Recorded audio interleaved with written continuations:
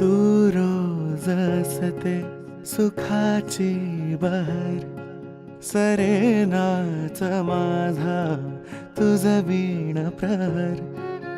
तू माझे जग, जगाची भाषा, तुझ वीण सोडून मज कोण आशा.